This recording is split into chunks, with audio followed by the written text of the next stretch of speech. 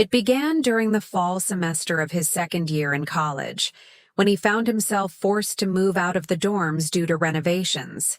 With barely a month's notice and a tight budget, he scoured local ads and online listings, hoping to find a decent apartment not too far from campus. That's when he stumbled upon a listing that seemed almost too good to be true. A 2-bedroom place just 10 minutes from the college, affordable, furnished, and already leased by a single person. Looking for a roommate. The person listed only a first name, Kyle. After a few quick messages, they agreed to meet. Kyle appeared quiet, polite, maybe a little awkward, but nothing that raised red flags. Dressed in plain clothes, short black hair, slightly messy, and eyes that didn't quite meet his when they spoke, Kyle gave off the impression of someone who kept to himself. In a way, that made him seem like the ideal roommate. No drama, no loud parties, no social complications. The lease was signed, and within a week, the move was complete. The apartment itself was old, the kind with creaky floorboards and faucets that made strange clunking noises, but it was clean and spacious enough. Everything seemed fine at first. Days passed smoothly. Classes, quick meals, silent evenings. They barely interacted, and when they did, it was always short and polite. Kyle usually stayed in his room, door closed, blinds drawn. A bit of a loner, but never rude. But slowly, certain things started to feel off. It started with noises in the night. Not loud ones, just quiet sounds. Soft shuffling, like bare feet on wooden floors, or the faint creak of someone moving past a door.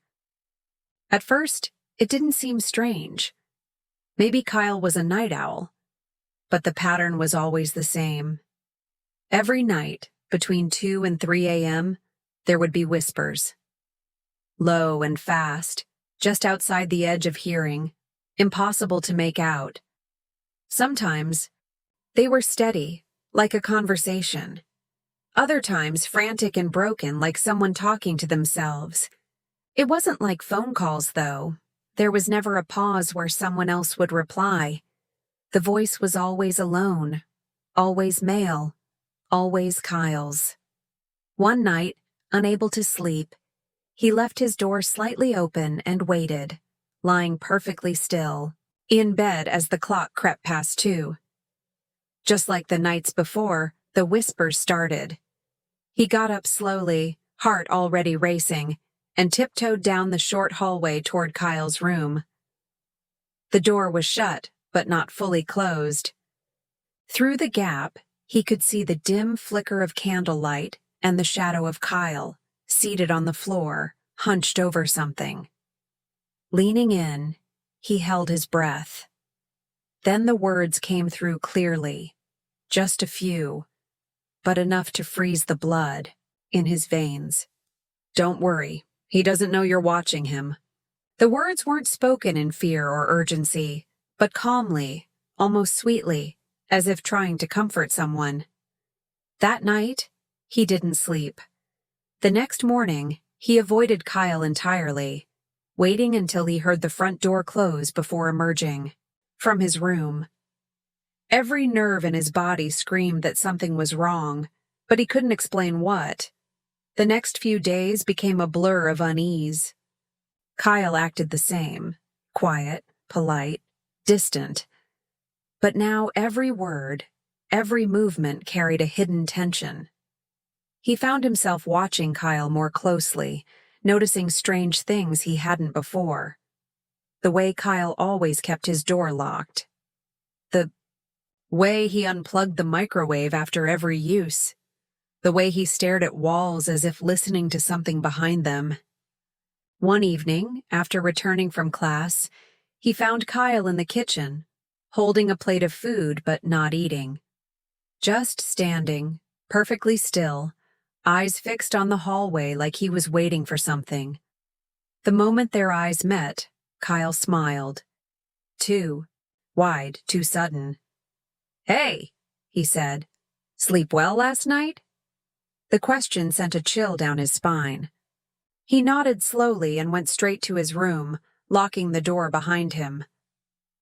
That night, he tried sleeping with music in his headphones, just to drown out the sounds. But around 2:15 a.m., he woke up anyway. No music, no whispering, just silence. That was worse somehow. He checked his phone. Battery dead. Plugged in, but drained. A strange smell lingered in the air, something like burnt plastic and old water. Getting up, he walked to his door, opened it, and looked down the hallway. Kyle's room was dark, the door slightly ajar. He should have gone back to sleep. He should have let it go. But he didn't. He stepped quietly down the hall, heart hammering in his chest, and gently nudged Kyle's door open. The room was empty. No Kyle, just a messy bed, a candle burned halfway down to the base, and in the center of the room, a rug that hadn't been there before. Large, dark red, almost like it was hiding something. But before he could step further in, the front door opened. Kyle walked in carrying a plastic bag and stopped the moment he saw the door open and someone standing in his room. They stared at each other in silence. Then Kyle smiled again, but this time it didn't reach his eyes. "Looking for something?" he asked. The tension in the air was thick. He muttered an apology and backed out quickly. Kyle didn't say anything else, just watched. Later that night, locked safely in his room, he couldn't stop thinking about that whisper. He doesn't know you're watching him. He kept wondering, who was you? What did Kyle mean by watching? And why did the idea of being watched suddenly feel very, very real? Days blurred together after that strange night, each one becoming a waking nightmare. His mind raced, but the oddities didn't stop. They just grew, like a growing storm hiding just out of sight. Kyle's behavior became more unnerving with each passing day. Every evening around the same time, Kyle would disappear into his room, his movements slow and deliberate. There was a growing sense of isolation, as if the apartment had become a trap where time itself crawled. It wasn't just the whispers anymore. The atmosphere in the apartment had changed. He could feel it. The air felt thick, oppressive, as if the walls themselves were holding their breath. Yet, Kyle remained the same. Quiet, polite, but oddly distant. He avoided eye contact, almost like he was scared of something or someone noticing him. He no longer even looked at him when they crossed paths in the hallway, and when they did speak, it was to exchange brief pleasantries. Nothing more, nothing less. One evening, when he got home early from class, he noticed something that caught his attention in the living room, a stack of old, worn-out books. They weren't there earlier in the week, and he couldn't remember seeing them before. Curiosity tugged at him. He picked one up, feeling the pages crinkle beneath his fingers, and instantly felt a sense of unease. The book was old, too old, like something that belonged in an abandoned library. It didn't even have a title, just a faded design on the cover. He hesitated before flipping it open. As he scanned the first few pages, he quickly realized that it wasn't just a book, it was a journal, or more like a collection of random thoughts. And none of it made any sense. The words were scrambled, written in a hurried, frantic scrawl. "They're here, watching. I can hear them. The whispers never stop. I can't tell him. He'll find out." The pages were filled with these disturbing phrases. The handwriting was inconsistent, as if someone was writing with trembling hands. Something deep in his gut told him to stop, but his eyes kept reading. The words blurred together in a haze, and the further he flipped, the darker the entries became. It was as if the writer was losing their mind, trapped in their own paranoia. "He's coming for me. He's watching. I can't hide anymore." He slammed the book shut, heart racing, hands trembling. The air felt colder suddenly, like an unseen presence was just behind him.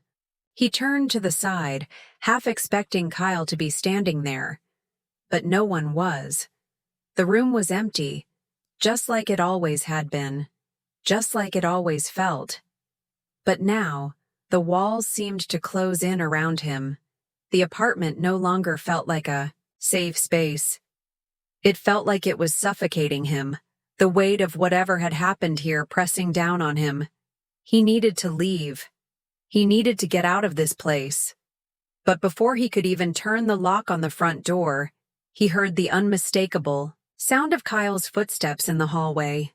Slowly, methodically, Kyle's heavy boots approached. He wasn't walking like usual. His steps were slower, more deliberate, as if he was trying not to make a sound.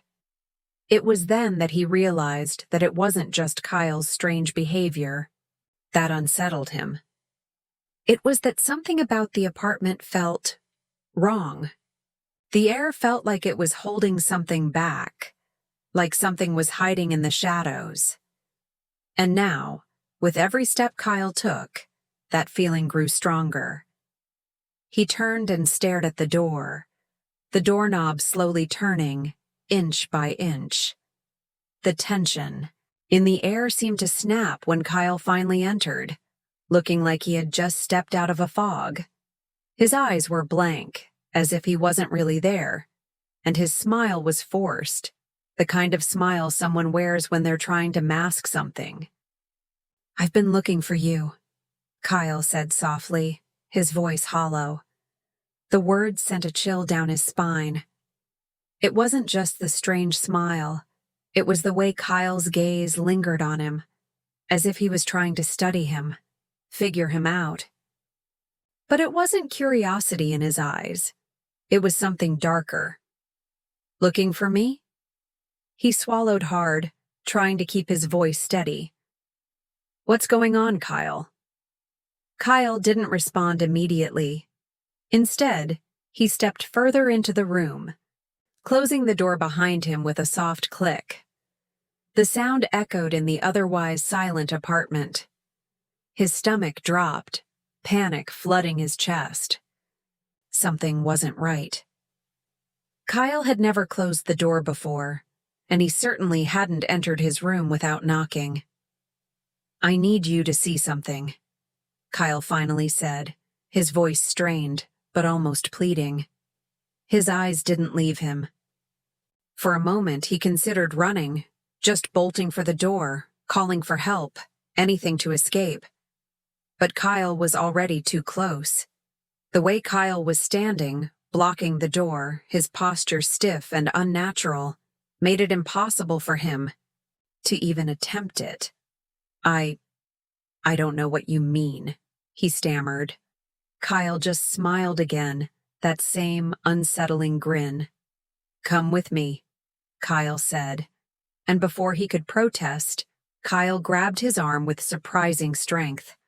It wasn't a violent grip, just enough to pull him gently but firmly toward the back of the apartment, into Kyle's room. His heart pounded as he stumbled behind Kyle, barely able to keep his balance. He tried to pull away, but Kyle's hand held tight, guiding him forward. When they reached the room, Kyle opened the door and stepped inside. The room was dimly lit, the curtains drawn tightly. At first, everything appeared normal, just like it always had been. The bed was made, the desk tidy. But something was different. A large rug was rolled up against the wall, as though it had been moved. Kyle gestured to it. "What do you see?" he asked, his voice barely above a whisper. He looked down at the rug, his stomach twisting with unease. There was a strange smell coming from underneath it, an odor that reminded him of old damp earth. Without thinking, he stepped closer and slowly bent down, reaching for the edge of the rug. "Don't," Kyle warned, his voice low and strained. But it was too late. He had already pulled it back, revealing a trapdoor in the floor. Weathered, old, and completely out of place in the middle of the room. He froze. This wasn't normal. "Kyle," he started, his voice shaking. "What is this?" Kyle didn't answer. Instead, he simply stepped aside, allowing him to see the dark hole below. It was as if Kyle had expected him to find it. Expected it all along. Kyle didn't say another word, just waited, his eyes never leaving him. And at that moment, he knew there was no turning back. He didn't know what Kyle was hiding, but he knew one thing for sure. Whatever was down there was something he never ever should have seen. The air felt thick with a sense of impending dread, as if every breath he took weighed heavier than the last. The trapdoor in Kyle's room stood there, cracked open just enough to reveal the black void below, like an abyss waiting to swallow everything. Kyle stood motionless behind him, his presence somehow colder now, more distant. The hairs on the back of his neck stood on end, and for a moment, his mind screamed at him to turn around, to leave this apartment, to never look back. But his feet were frozen, as though an invisible force was holding him in place, forcing him to face whatever Kyle was hiding. The trapdoor had been hidden so well, under the rug and in the corner of the room, that he couldn't help but wonder how long Kyle had been preparing for this moment. How many times had he come in here, lifted the rug, and peered into the dark, without a care for who might discover it? The thought made him sick. He stepped back slightly, his eyes not leaving the opening in the floor. He had to know what was down there. Maybe it was just a crawl space, maybe a storage room. Maybe there was nothing to fear at all, but something deep within him, some primal instinct, told him that wasn't the case. The silence between them stretched out, becoming unbearable. The more he stared at the hole, the more the darkness seemed to pulse, to breathe, like it was alive. He could hear his heartbeat in his ears, each beat thudding louder than the last. Finally, Kyle spoke, his voice low, almost apologetic. But there was an undercurrent of something darker, something that made his stomach churn. "I never meant for you to find it like this," Kyle said, his words strangely calm. "But I suppose it's too late now." His eyes flickered toward the hole, and then back to him. "You should have never come in here." The warning hit him like a punch to the gut. He looked at Kyle, the unease from earlier creeping back, but now it was tinged with real fear. He had seen Kyle as nothing more than a strange, quiet roommate at first, someone he could easily ignore. But now, standing here, seeing him like this, he realized that Kyle was hiding something far worse than any odd behavior he had noticed before. Kyle stepped forward, his footfall soft but deliberate. "You want to know what's down there? You really want to know?" The words hung in the air like a challenge. For a second he considered leaving, bolting out the door and never looking back. But curiosity, mingled with fear, kept him rooted to the spot. He nodded, his voice barely a whisper. "Yes." Kyle didn't move at first. He just stared at him, his expression unreadable. And then, without another word, he stepped aside and gestured toward the hole. "Go ahead. Look for yourself." His breath caught in his throat as he hesitated. There was something unsettling about Kyle's tone, like he was daring him to make a choice. His mind raced as he tried to come up with some rational explanation for what he was seeing, but nothing made sense. He had to see what was down there. He knelt cautiously and looked into the hole. The darkness was absolute. There was no light at all, just a pitch-black void that seemed to pull at him, like it was trying to drag him in. But it wasn't the darkness that made his skin crawl. It was the feeling that something unseen, was watching him from within the depths. The chill that ran down his spine made it hard to breathe. It was as though the hole had a life of its own, waiting for him to make the wrong move. The smell hit him next, a mix of stale air, dampness, and something else. Something foul, rotten. It made his stomach turn, and he had to force himself not to gag. As he leaned closer, the smell became unbearable. A rustling sound echoed from the darkness below, like something moving, scraping against the walls of the hole. That was it. That was when he felt the pull, the need to know what was down there. He couldn't explain why, but he felt an overwhelming compulsion to look deeper, to step into the hole and see it all. Without realizing it, he had moved closer, his hands shaking as he reached for the edge of the trapdoor.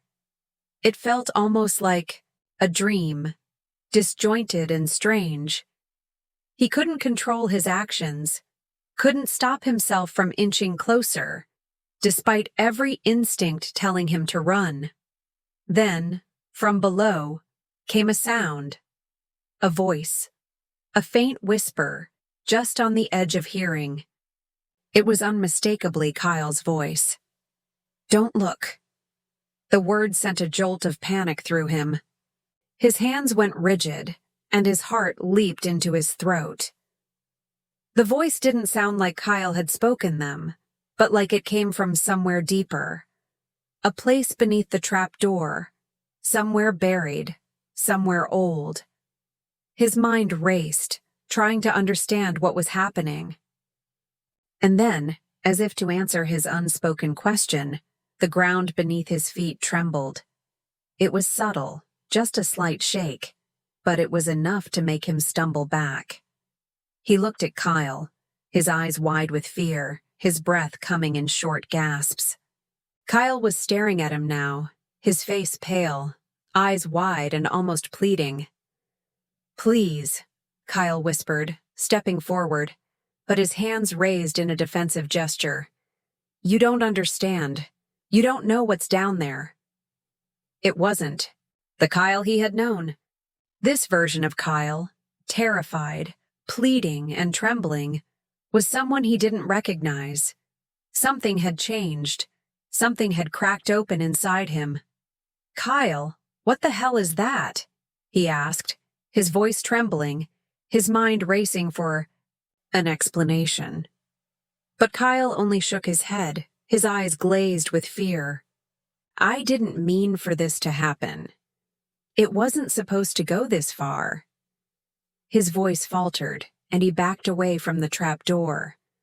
But Kyle remained where he was, standing frozen, like a man caught in the grip of some invisible force. His lips trembled as he spoke again. I was trying to keep it contained. I didn't think it would follow me here." The weight of his words hit like a brick. A cold, heavy feeling settled over him as he began to understand the gravity of what Kyle was saying. It wasn't just about a dark hole or a trap door. It was something far worse. It was something that had followed Kyle, something he had unleashed. And now, it was in this apartment. Watching. Waiting. The realization hit him like a thunderclap. Whatever was in the hole wasn't just a secret. It was something ancient, something terrible, something that Kyle had been hiding from the world for far too long. And now, it was close. Too close. The darkness wasn't just in the hole. It was here, in the apartment, in the walls, in Kyle, and in him. The room felt colder, the air thicker, as though they were being swallowed by an unseen presence. With every passing second, the trapdoor seemed to open wider, inviting him to look into the darkness, to uncover whatever nightmare Kyle had been hiding. But he knew, deep in his gut, that some things were better left buried. Some doors were never meant to be opened, and this one could destroy them both.